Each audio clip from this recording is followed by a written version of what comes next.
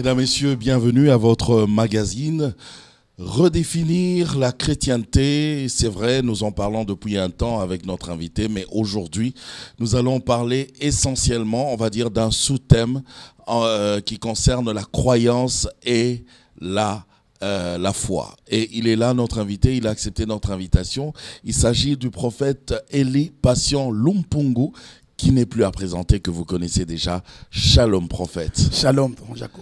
Chaque fois que nous sommes avec vous, nous apprenons des choses et ça tombe bien parce que nous sommes dans l'émission « Dites-moi tout » et vous nous dites tout. Yes. Aujourd'hui, c'est vrai, comme je l'ai dit, nous sommes toujours dans cette redéfinition de la chrétienté, mais aujourd'hui, nous allons évoluer autrement parce qu'il y a plein de choses à se dire autour de la chrétienté. Aujourd'hui, j'aimerais que nous parlions justement de la foi et la croyance, deux concepts, deux termes qui, deux fois, prêtent à confusion. Exactement. Déjà, par définition, comment on peut comprendre cela, la foi et la croyance? Bon. Ah, je rends grâce au Seigneur, c'est assez complexe. Sans parler de Larousse. Vraiment, si la plus grande difficulté, c'est de pouvoir prendre les choses de Dieu et trouver un dictionnaire d'un homme blanc pour les définir.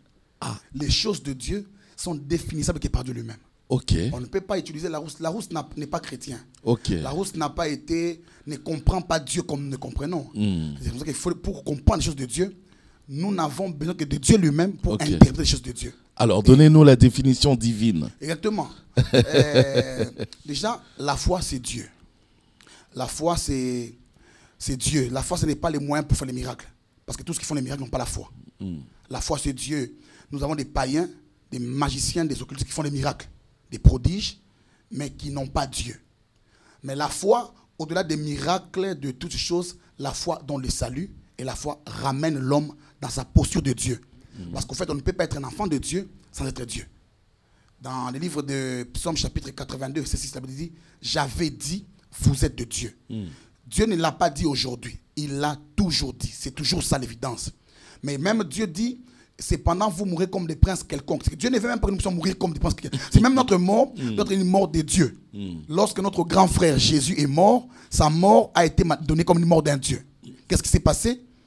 La Bible dit ceci, que les ciels assombris, et tout ça, sa mort, les morts ont ressuscité, pour justement faire voir que ce n'était pas un homme ordinaire qui mourait, c'était un fils de Dieu qui mourait aussi. Donc quand on est fils de Dieu, là j'ouvre une parenthèse, on est fils de Dieu, on est né de Dieu, on est un Dieu dont même notre mort doit être différente. Une mort différente, exactement.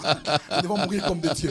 On ne peut pas mourir comme, il est mort comment? Un accident, on l'a tamponné, il est mort écrabouillé. Ça ne peut pas se faire. Les maîtres n'est pas mort comme ça. Comme des princes quelconques. Ça, c'est pas notre mort. Nous sommes typiquement divins et nous devons mourir comme des dieux. Et à notre mort, des événements. Lorsque j'ai entendu l'histoire du fait Alexandre et Nabal, on dit que lorsqu'il est mort, tous les morts à l'hôpital ont ressuscité. C'est ça la mort d'un enfant de Dieu. C'est qu'on meurt comme un prince de Dieu. Et même la croyance, elle, ce n'est pas... La difficulté, c'est entre la croyance et la foi, c'est les verbes croire qui viennent au milieu. C'est ça. Lorsqu'on veut exprimer la foi... C'est pas un peu la même chose, un petit peu? Ce n'est pas ça ne peut pas être la même chose. La croyance s'exprime en français par les verbes croire, et la foi en français s'exprime par les verbes croire. Aussi. C'est que en fait, c'est le canal d'expression de ces deux concepts. La croyance, elle est liée aux œuvres matérielles, aux choses mortes. Elle est liée à des éléments physiques. Mais tandis que la foi, elle n'est pas liée aux choses physiques. La foi est liée à Dieu, essentiellement Dieu. Mais quand je crois, j'ai la foi. Quand j'ai la foi, donc j'y crois. Oui, exactement. Et vice-versa. Quand je crois, j'ai la foi. Quand j'ai la foi, je crois. Exactement. C'est parce que les mots, les verbes qui expriment la foi, c'est croire. Ok, le mot-clé. C'est les mots-clés. Les mots qui définissent, pas qui définissent pas, mais qui expriment la foi, c'est les verbes croire. Croire est au milieu entre la croyance. C'est lui qui prie Marie, croit aussi. C'est lui qui prie Jésus, croit aussi. C'est lui qui prie Marie est dans la croyance. C'est lui qui prie Jésus est dans la foi. Mais les deux, c'est ça, non? Mais les deux personnes expriment leur tendance par les verbes croire. C'est-à-dire, la croyance et la foi s'expriment justement par le milieu croire. Mais ce sont des choses différentes. La croyance est liée à la vie des gens. Les musulmans, les branhamistes, que je salue en passant, sont des hommes qui croient en des prophètes. Ils disent qu'il y a un prophète qui est venu, un Américain, qui a fait des miracles. D'abord, la foi n'est pas d'abord liée au miracle. Elle n'est pas essentiellement liée au miracle. La foi est liée d'abord à Dieu. Romains chapitre 10, 17 dit ceci. La foi vient de ce qu'on entend. Ce qu'on entend vient de la parole de Dieu. La parole de Dieu ne fait pas d'abord de miracles. La parole de Dieu, c'est d'abord la vie. La parole crée d'abord la vie. Le miracle veut dire qu'il y a un événement qui nécessite une expression divine ou spirituelle et ça vient. Mais la parole de Dieu qui crée la foi, qui est elle-même Dieu. Parce que la foi, c'est Dieu, je l'ai dit au départ. La foi, ce n'est pas un moyen d'exprimer de miracle. La foi, c'est Dieu. La foi, c'est Dieu dans quelle mesure où dites-nous tout, hein. Dites-nous tout. Je vais aller très lentement pour qu'on comprenne très bien. D'accord. Faites comme si on était à l'école. Exactement. Voilà. Romains 10, 17. Or, la foi vient de ce qu'on entend. Pas de ce qu'on voit. La croyance voit. La foi entend. Un homme qui a déjà vu Jésus sur une photo ne peut pas voir la foi. Ok. Il a la croyance parce qu'il voit. Or, la foi, elle, vient de ce qu'on entend.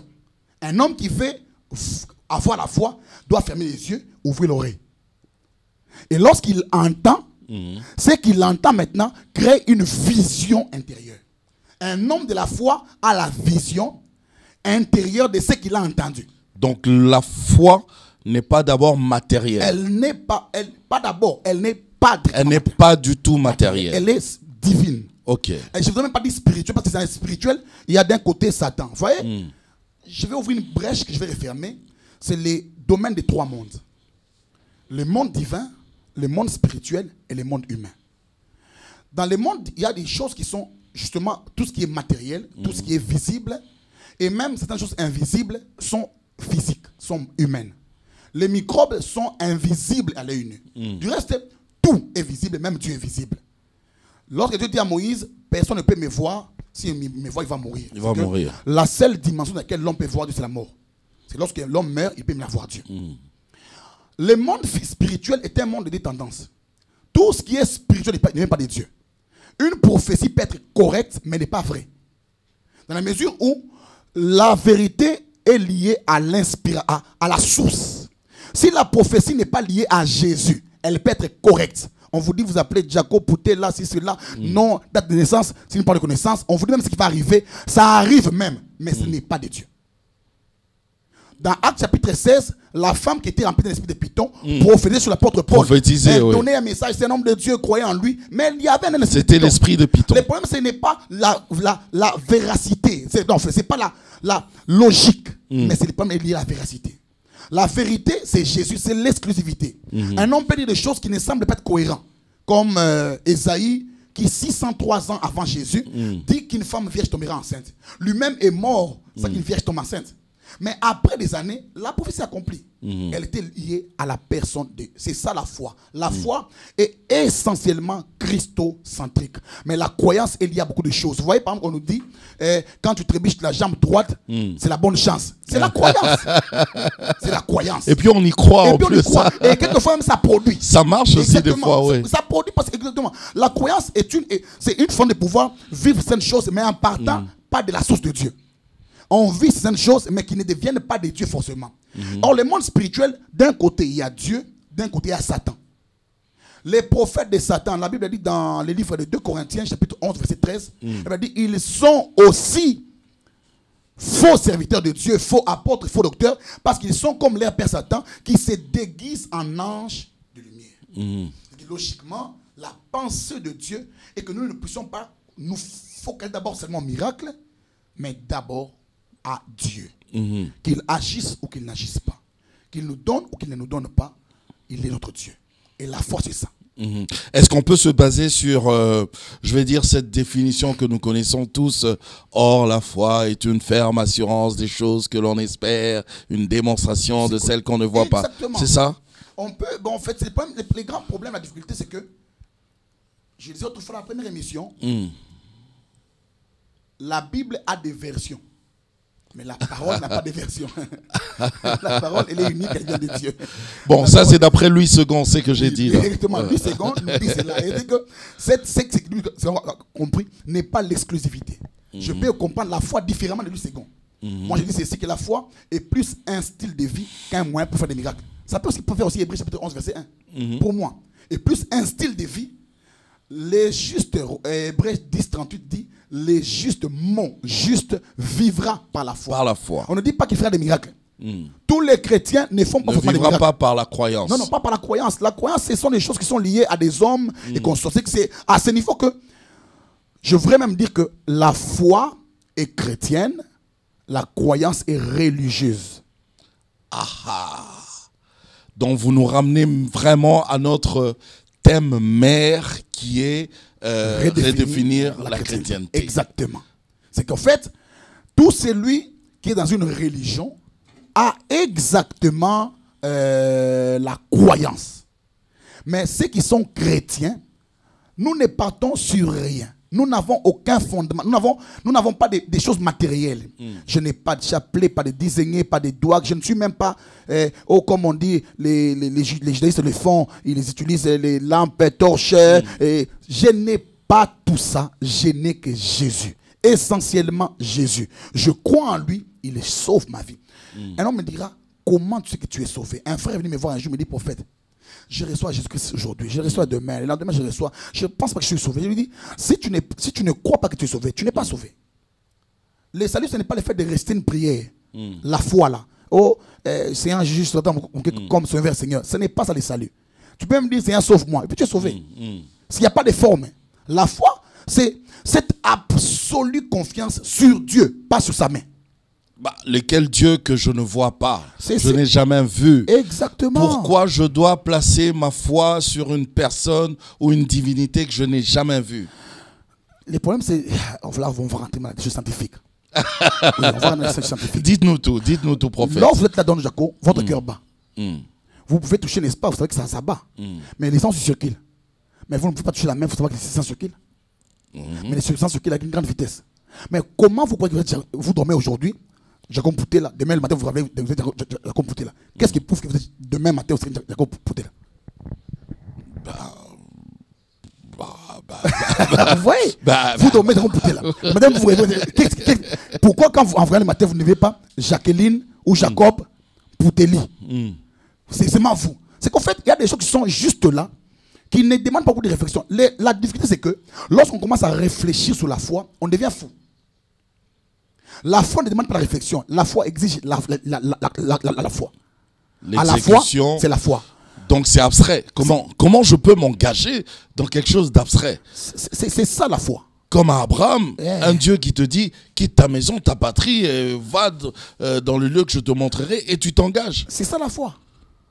Abraham va même tuer son enfant, c'est ça la foi. En fait, regardez ce qui se passe. Noé, un Dieu qui lui dit, construis une arche, et voilà. Et il s'engage, il commence à le faire. Regardez, Abraham il vient d'une famille polythéiste. C'est un peu assimilé à la folie, là. C'est ce que l'apôtre Paul dit. On ne peut pas avoir la foi et agir de manière rationnelle. La rationalité n'est pas dans la foi. La foi est tout ce qui dépasse l'essence. La foi, c'est opérer avec le cerveau de Dieu. Dans le cerveau de Dieu, il n'y a pas de limite. Lorsque Marie demande à l'ange dans Luc chapitre 1, verset 37, il demande, mais comment ça se fera-t-il? Je suis vierge, tout ça. Là, je lui dis, rien n'est impossible à Dieu. L'ange n'a pas d'expliquer. Et Dieu viendra sur toi, il va t'engrosser. Parce qu'en fait, pour Marie, chaque fois qu'on parle d'enfant, il doit passer par une grossesse. Mais pour la foi, quand on parle d'enfant, l'enfant peut venir même de la poche. Vous voyez? La foi... Dieu n'a pas de système humain. Non, il n'a pas de système. Vous voyez? La croyance, c'est une logique, une cohérence. Quand Marie demandait à l'ange, Marie exprimait la croyance. Chaque fois qu'il y a des enfants, il y a toujours une grossesse. C'est ça la logique. La logique, c'est ça la croyance. Alors comment se faire? Là, ça se fera par rapport à cette logique. Je tombe dans l'illogique. Voilà. Là, je lui dis, l'ange, Dieu tombera, l'esprit te couvrira de son ombre et tu tomberas enceinte. C'est que ça, même Marie, quand elle est bon, elle n'a pas beaucoup posé de questions. Pourquoi? Parce que elle veut seulement laisser pour dire, s'il faut que je pose des questions, on restera toute la nuit ici. Je ne serai pas toujours satisfait. Parce que la foi ne satisfait pas l'essence de l'homme. La foi satisfait le cœur de Dieu. En fait, c'est ça. Nous ne sommes pas là pour que notre cœur soit convaincu. Vous voyez, Abraham n'a pas été convaincu de donner Isaac. Mais c'est ça la logique de la lecture. Mais quand vous lisez Hébreu, dit ceci: Abraham croyait que Dieu avait le pouvoir de ressusciter les morts, mais il n'avait jamais vu une expérience comme ça dans la vie. La foi n'a pas de soutenance. La foi ne passe pas sur le passé. La foi ne fait pas appel au passé pour dire comme ça s'est déjà fait, ça se refera. La foi, c'est que même si ça ne s'est jamais fait, ça se fera. Même si ça n'a jamais existé avant, ça se fera. Prophète, est-ce qu'au nom de la foi, Dieu peut me dire: jette-toi du haut de cette falaise et moi je me jette aussi? Parce que j'ai la foi. Si c'est Dieu qui dit, oui, il faut le faire. Dieu a dit. Si c'est Dieu qui l'a dit, il faut le faire. Parce que écoutez, la foi à ce que nous entendons, la foi à ce que Dieu a prévu. Quand vous allez vous jeter là, il y a une parole qui vous souvient, c'est laquelle? Psaume 91. Il enverra ses anges. Ils vous porteront entre leurs mains des pères qui vont te être contre une pierre. La parole est toujours une parole d'appui. Vous vous jetez seulement, mais les anges viendront aussi. C'est que la foi ne dit pas tout ce que Dieu fera. La foi vous dit ce que vous devez faire.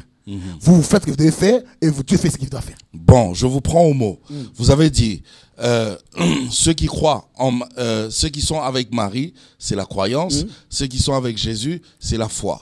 Mais la Bible dit: car Dieu a tant aimé le monde qu'il a donné son Fils unique, afin que quiconque croit en lui ne périsse point, mais qu'il croit en Jésus. En Jésus, exactement. Je reprends le départ. Entre la foi et la croyance, la difficulté, c'est l'expression, c'est le verbe croire. Le verbe croire vient nous donner une confusion dans la mesure où... Donc, entre la croyance et la foi, tout tourne autour de croire. Exactement. La difficulté, c'est celle-là. Croire exprime la foi, exprime aussi la croyance. C'est justement un verbe français. Mais je crois que si on fait des recherches approfondies sur l'origine de ces mots-là, à la fois devait être ajouté, devait être donné un verbe. Moi, je dirais, je vais foyer. J'ai la foi. Ça dépend de moi. C'est un éloge, justement, une expression que je vais donner un jour. Parce que je vais trouver, dans mon esprit, un verbe qui exprimerait justement la foi, pas la croyance. Parce que quand on parle de croire, ça donne plus tendance à la croyance qu'à la foi. Donc, beaucoup de soi-disant chrétiens ont la croyance mais n'ont pas la foi. Et dans la croyance, nous avons beaucoup de chrétiens. Des chrétiens qui manguissent, des chrétiens musulmans, des chrétiens catholiques, des chrétiens musulmans même d'ailleurs, je disais. Des chrétiens bouddhistes, il y en a. Ils croient en Jésus et en Bouddha. Mais dans la foi, on n'a pas de type de chrétiens. On n'a que des chrétiens. Tous les chrétiens devaient être chrétiens. Regardez ce que moi je vais comprendre dans mon esprit. La foi se fonde sur la personne de Christ. Elle n'attend que Christ, elle exprime que Christ. La foi n'est pas là pour exprimer la guérison d'abord. La véritable foi est sur la personne de Jésus et non sur la main de Jésus. Or, la personne de Jésus a la main de Jésus. C'est que je ne peux pas me fonder seulement sur cette main de Jésus. Je me fonde sur tout Jésus qui est la parole, et au même moment la foi dans la tête de Jésus, le cœur de Jésus et aussi la main de Jésus. Un homme qui a la foi, ce n'est pas comme un travailleur qui est installé à la fin du mois de son patron. Il a lui-même le patron qui est son père. C'est la différence à ce niveau-là. Les chrétiens d'aujourd'hui, pourquoi est-ce que moi, au fait, la réflexion a commencé d'où? Elle va du fait que comment est-ce qu'on prie beaucoup de temps, on n'arrive pas à vivre la main de Dieu. C'est même nous qui faisons la honte de Dieu. Nous paraissons faire voir aux gens que Dieu est un père méchant. Un homme irresponsable. Il envoie des enfants sur terre. Il laisse comme des orphelins. Les enfants de Dieu n'ont pas de... Ouais, c'est ça. C'est ça l'implique.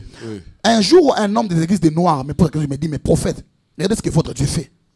Il vous laisse marcher à pied, vous souffrez, vous n'avez pas de quoi manger, vous manquez tout sauf rien. Même les minimums prêts. Les chrétiens sont pour la plupart des mendiants. Et ça m'a touché. C'est ça, les autres spiritualités vous narguent. Non, ils se moquent de nous. Exactement. Regardez comment les musulmans sont. Ils sont nantis, ils sont très assis, très organisés.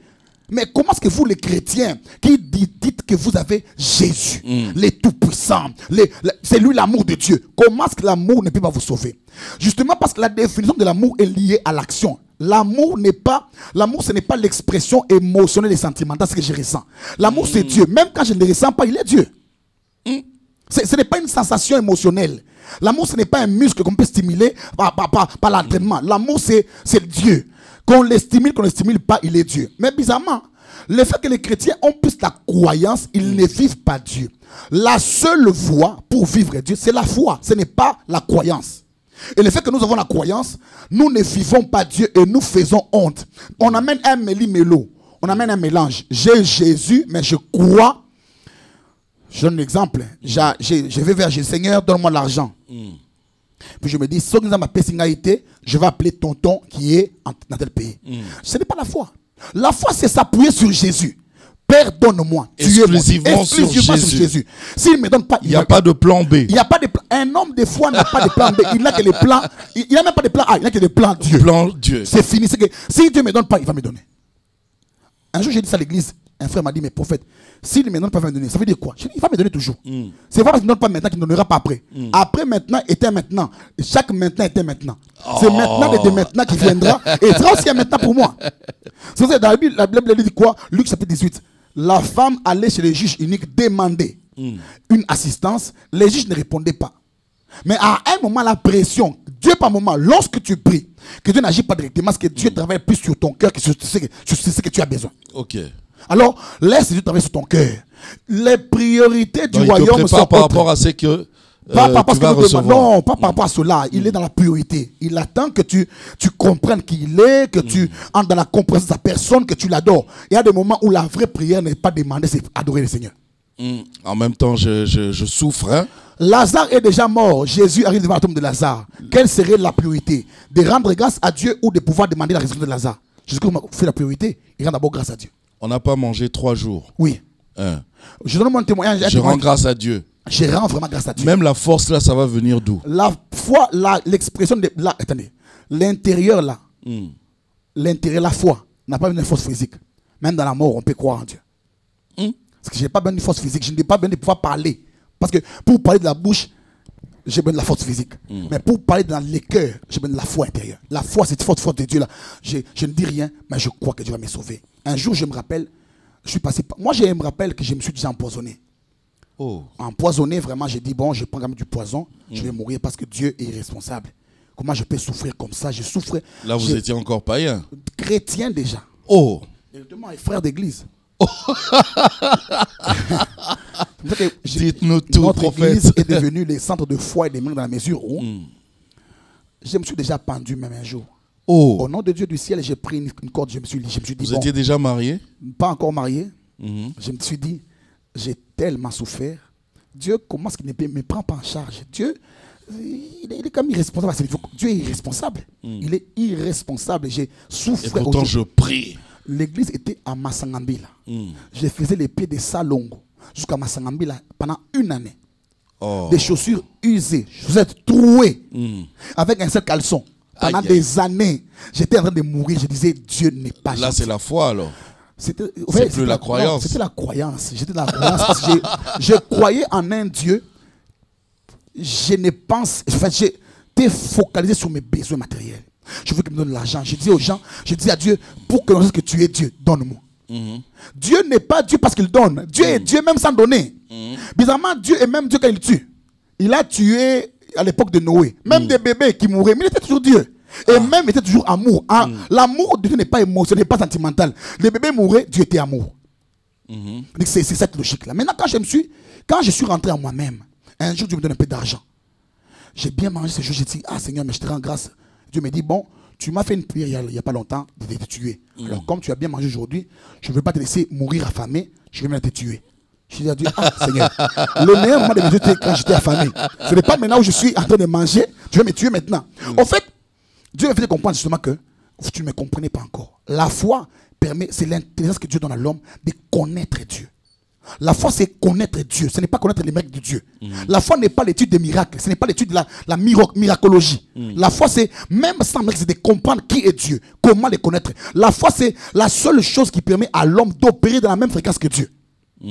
La Bible dit rien n'est impossible à Dieu. Elle-même, elle dit aussi, tout est possible à celui qui croit. C'est celui qui exprime la foi. N'est pas différent de Dieu. Mais pas la croyance. Ok. Vous voyez, un homme qui a la croyance se dit, bon, si je parle à Jésus, il ne donne pas, je vais parler à sa mère. Sa mère est là quand même. Oui, sa mère qui est là, je peux aller. Sa mère va plaider. Sa mère va plaider pour moi. Non, moi je n'ai pas besoin de la mère de Jésus. J'ai Jésus, c'est l'absolu. Dieu n'a pas dit celui qui croira en eux, celui qui croira en lui. Dieu a tant aimé le monde, il a donné son fils unique. Pas son fils et sa mère, son fils et son frère et un prophète. Je n'ai que Jésus, l'absolu de ma vie. Le plan Dieu. Le plan Dieu. Pas de plan B, pas de plan C. Il n'y a pas de plan. Je suis resté sur Jésus. Focus. Pour prier, l'adorer, le connaître. Il a donné tout ce qui me manquait à la vie. Et d'ailleurs, quand un jour je lui disais, Seigneur, merci, tu fais déjà beaucoup pour ma vie, il m'a dit, je n'ai pas commencé encore à faire, je suis dans les préparatifs des actions. J'ai dit, Seigneur, mais tu vas me tuer, tu vas achever ton petit. Voilà comment ça se passe. Je suis dans la préparation. Si c'est que je vis là, c'est la préparation. Mais quand tu feras, je ferai ça comment? Voilà comment c'est ça Dieu. Alors, les chrétiens d'aujourd'hui devraient arrêter de s'attendre à un petit Dieu. Le focus du chrétien ne serait pas d'abord le miracle. Cherchez d'abord Dieu. Christ dit dans Matthieu chapitre 6, cherchez premièrement le royaume de Dieu. C'est premièrement. Et j'aurais voulu qu'il dise deuxièmement. Il n'a pas de deuxièmement. Oui, c'est vrai, il n'y a pas de deuxièmement. Il n'y a pas de deuxièmement. Pour lui, c'est qu'il faut chercher exclusivement. Les mêmes versets en grec dit, cherchez exclusivement les royaumes des cieux. Prophète, nous sommes chrétiens, oui, mais on souffre. Hein? Oui. Même ceux qui nous regardent là, ils vous regardent en train de parler. Je parie qu'il y en a qui se disent, prophète là, cause toujours, parce que tu comprends même pas ce que nous vivons. Regardez, il y a une chose que je vais ajouter, c'est merveilleux, hein, ça va faire beaucoup de bien. Dans la foi et la croyance, il y a un autre élément qui arrive, c'est que il y a la voix de Dieu, il y a la parole de Dieu. Tout le monde peut entendre la voix de Dieu. Ok. Mais seuls les chrétiens qui entendent la parole de Dieu. C'est où là? Oui, aidez-nous. Ils étaient tous ensemble. Ces jours-là, Jésus s'est fait baptiser. Alors qu'il s'est fait baptiser, une voix s'est fait entendre du ciel. Celui-ci est mon fils bien-aimé, en qui je mets toute mon affection. Tout le monde a entendu la voix de Dieu. Mais après ces jours-là, qui avait cru en Jésus? C'est par contre ces gens qui n'ont pas cru en lui qui l'ont tué. Pour dire quoi? Ils ont entendu la voix de Dieu, mais n'ont pas écouté la parole de Dieu. Or, la foi ne vient pas de la voix de Dieu. La foi vient de la parole de Dieu. Ok. On entend la parole de Dieu. Pas la voix de Dieu, elle est universelle. Tout le monde peut entendre la voix de Dieu. Les chiens, les chats. Les jours où l'âne de Balaam a parlé, il a entendu la voix de Dieu. Oui. La foi de Dieu. Oui, les corbeaux qui a nourri Élie avaient entendu la voix de Dieu. C'est par la voix de Dieu que Dieu l'a dirigé. Mais Dieu n'attend pas de nous que nous puissions entendre sa voix. Dieu attend de nous que nous puissions avoir la foi en lui. La voix de Dieu amène l'information de l'action de Dieu. La foi amène Dieu lui-même dans sa parole. D'accord. Alors, nous souffrons pourquoi? Parce que nous avons la voix de Dieu. On va à l'église pour écouter la voix de Dieu. On ne va pas à l'église pour rencontrer Dieu et être transformé. On ne peut pas rencontrer Dieu par sa parole et rester la même personne. Lorsqu'on va à l'église, on peut écouter la voix de Dieu et rentrer malade. C'est aussi une possibilité. Oui, mais prophète, on est évidemment toujours dans la chrétienté, on est en train de redéfinir cette chrétienté. Vous nous avez dit d'ailleurs dans les émissions passées que vous préférez être dans la chrétienté que dans le christianisme. Ok, nous sommes d'accord et on a compris tout ça. Alors, il y a plusieurs autres spiritualités à travers le monde. Comment se fait-il que les autres spiritualités émergent, évoluent, leurs membres évoluent, on voit bien qu'ils sont, ça va. Et nous, dans notre spiritualité chrétienne, il y a des gens qui pleurent, il y a des gens qui murmurent. Et vous, apparemment, vous n'apportez pas les solutions qu'il faut. Vous venez toujours avec des discours comme ça. Jamais. Oh non, voilà, ça marche pas parce que. Moi, j'aime ça. Je veux voir. Oui. Lui, là, il veut voir. Elle veut voir. Bien aimé, écoute-moi très bien. Je te regarde la caméra. Je te dis. En fait, ça, c'est bien que l'on souffre quand même. C'est quand même bien que l'on souffre un peu. Parce que simplement, dans la Bible dit ceci que dans Matthieu chapitre 16, verset 24, la Bible dit que Christ, celui qui croit en moi, renonce à lui-même et porte sa croix. En d'autres termes, c'est quoi cette spiritualité où on doit persévérer malgré les souffrances? Il n'y a rien qui évolue. Il y a deux éléments qui entrent en jeu. Il y a deux éléments qui entrent en jeu. Le problème, c'est nous ou c'est Dieu? Enfin, expliquez-nous. Dieu ne sera jamais le problème. D'accord. Le premier problème, c'est l'école de Dieu. À l'école de Dieu, Dieu n'est pas focalisé d'abord sur ce qu'il fera pour nous. il faut focaliser sur ce que nous deviendrons avec lui. Ok. C'est-à-dire que Dieu, dans la préparation, il travaille. David est un roi, mais il ne devient pas roi le même jour. Il prend 13 ans parce que Dieu veut former ce qu'il deviendra, non pas ce qu'il aura. Même quand il te roi, s'il n'est pas préoccupé par rapport au trône qu'il te donne, il est plus préoccupé au roi que tu deviens. Ok. Parce que le roi n'est pas roi par rapport au trône qu'il a physiquement, positionnement comme ça. Il est roi par rapport à l'étendue de l'espace que Dieu lui a donné pour pouvoir diriger. David, quand il quitte Jérusalem, il va à Sion, il va à Samarie, il est roi. Même si son trône reste à Jérusalem. Le chef de l'État Fachi est actuellement, je ne sais pas en France ou ailleurs, mais il est toujours président de la République. Il n'est pas président parce qu'il dort au palais de la nation. Sans palais de la nation, il est toujours roi. Il est toujours chef de l'État. C'est que Dieu est plus focalisé sur ce que nous devenons que sur ce que Dieu fait avec nous. Même dans sa douche, il est président. Il est toujours président. Il est président partout. Ça, c'est la première chose de l'école de Dieu. Même quand il peut jouer au football avec ses amis. Exactement. À l'époque du président, du fait président Kourouziza, quand tu dribbles le président, tu vas en prison. On ne peut pas dribbler le président. On ne fait pas dribbler le président. On ne peut pas dribbler le président. Lui, c'est des dribbles, c'est une dribble présidentielle. Ok. Ça, j'ai fait une parenthèse et on saute ça. D'accord. Alors, ce qui est vrai, c'est que l'école de Dieu a un timing défini par Dieu, mais aussi par la capacité de l'homme à apprendre ou assimiler la matière. Plus on assimile la matière, on obéit plus vite, on grandit plus vite et l'épreuve change. À l'école de Dieu, la pédagogie de Dieu n'est pas liée à un timing. Comme on dit à l'école, on va de septembre au mois de juillet. Non. Avec Dieu, un homme peut aller à l'école de Dieu. 10 ans, il n'a pas grandi. Un autre qui revient plus tard que lui, mais il grandit plus vite. C'est comme ça que vous voyez dans la vie chrétienne, il y a des hommes, ce n'est pas le timing de la durée dans l'église qui fait de nous hommes accomplis. Il y a des gens qui ont fait plus de temps que nous à l'église. Un homme qui vient après toi grandit plus vite dans sa mesure où il obéit plus vite que toi. Mais il y a la deuxième école, c'est l'école de l'incompréhension. Il y a l'école de l'incompréhension. Oui. Okay. À côté, il y a l'école de la foi, de la formation de Dieu, où Dieu nous forme. Et dans la formation de Dieu, ça prend du temps. Laisse-toi seulement les mains de Dieu et ça va marcher. Il y a de l'autre côté l'école de l'incompréhension, dans laquelle où les églises qui doivent enseigner aux gens la foi amènent l'incompréhension. Le rôle est lié au pasteur. On vient à l'église, on nous prêche les démons. On nous prêche les combats. On nous apprend des techniques, comment combattre. Mais on ne nous apprend pas ce que la Bible dit. Et Éphésiens chapitre 2, 5, la Bible dit, nous sommes sauvés par la foi et non par les œuvres. On ne nous focalise pas sur Jésus. La vie chrétienne n'est pas une vie de combat spirituel. C'est une vie chrétienne. Jésus et Jésus seul. Bah, quoi que le combat, il a combattu. Le combat existe. Oui, le combat existe dans la mesure. Attendez. Nous ne nous battons pas. On a des défis terribles dans nos familles, un prophète. C'est vraiment merveilleux ce que vous dites là. Nous, ces défis, nous n'avons pas commencé à les avoir. Abraham les a aussi. Nous ne sommes pas les premiers. Il a avec la main de Dieu. Je dis ceci. Les combats que nous avons est différent du combat d'Élie dans la mesure où le combat pour nous est déjà fini. Nous venons du 12e round vers le premier round. Ok. Mais le combat a commencé du premier round vers le dernier round. Au 12e round, on commence par d'abord qui a gagné le combat. Après le combat, c'est le 12e round pour moi. On laisse d'abord la ceinture. Tel a gagné. Champion. Et puis on dit 11e round maintenant. Commencez à vous battre.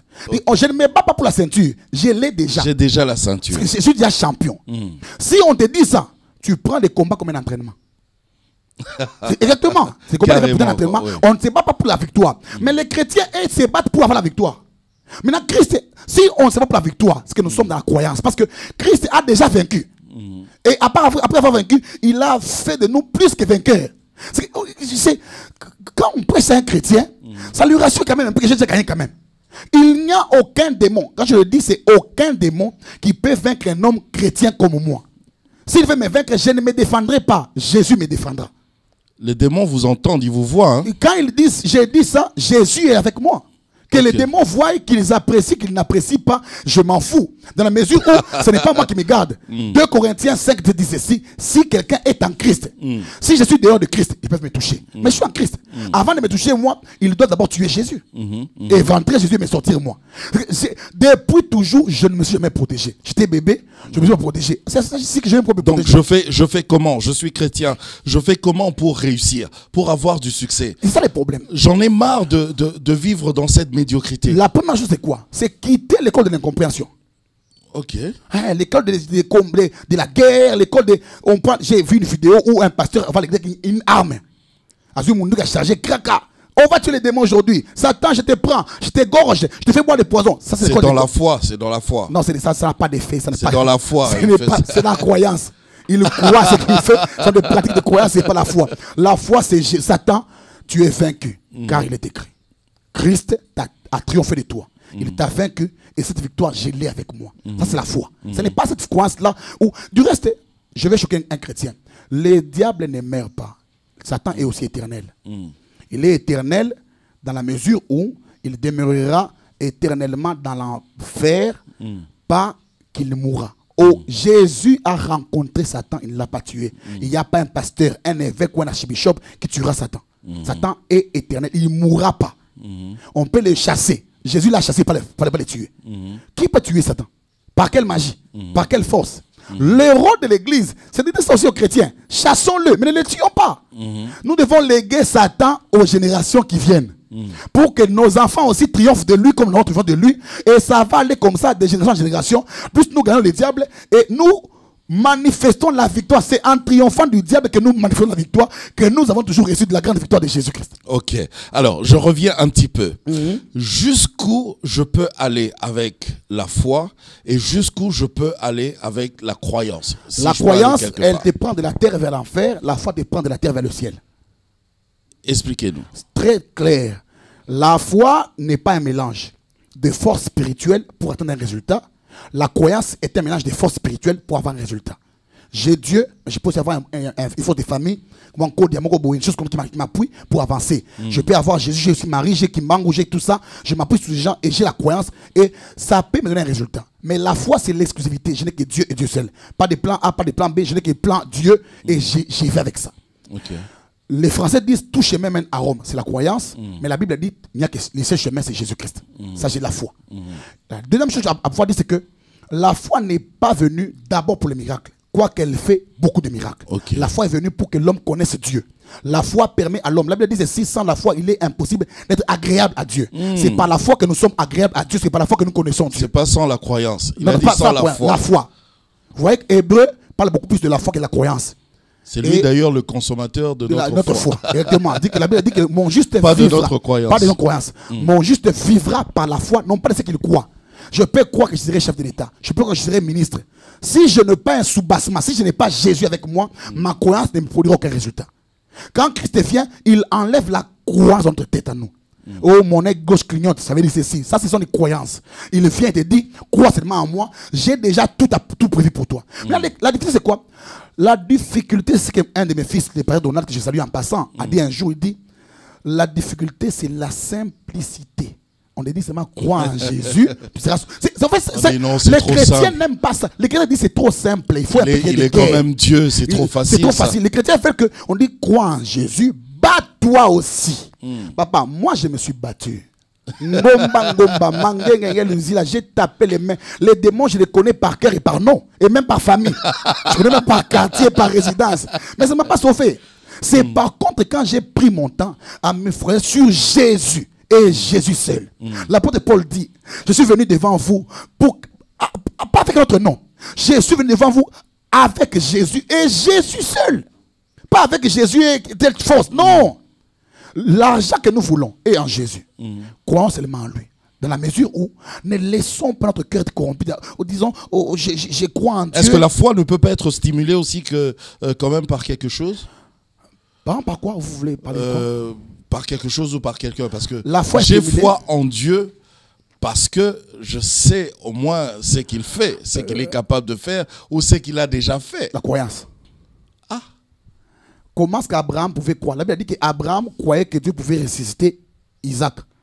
Alors que depuis qu'Abraham était venu au monde, il y avait jamais une réflexion. Sur quelle base Abraham pouvait croire à la résurrection? La foi, c'est l'innovation.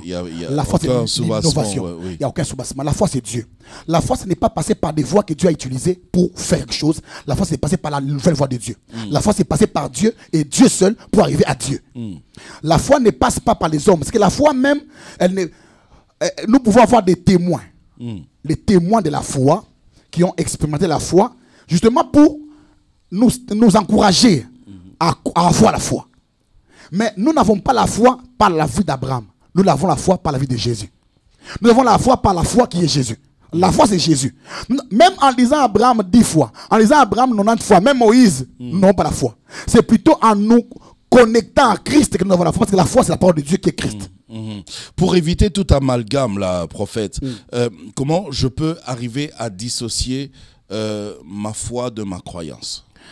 Ah, c'est la plus belle question de l'émission. Comment différencier la foi et la croyance? C'est d'abord d'arrêter. Qu'il n'y ait plus de troubles dans ma tête, dans ma vie chrétienne. C'est de faire de Jésus votre absolu. Restez sur Jésus. Croyez en Jésus. Dites-vous que tout ce qui vous arrivera viendra de Jésus. Dites-vous même que votre mort viendra de Jésus. Même notre mort viendra de Jésus. Ok. Parce que vous voyez, la Bible dit dans le livre des Actes chapitre 4, la Bible dit, au verset 28, la Bible dit, parlant de Pierre, il dit, pour accomplir ce que ta main et ton conseil avaient déjà délibéré. Qu'est-ce que la main avait délibéré? Que Pierre serait arrêté, qu'il serait même tué. Parce que le diable n'accomplit. Dieu a dit à Moïse, il dit, va vers Pharaon.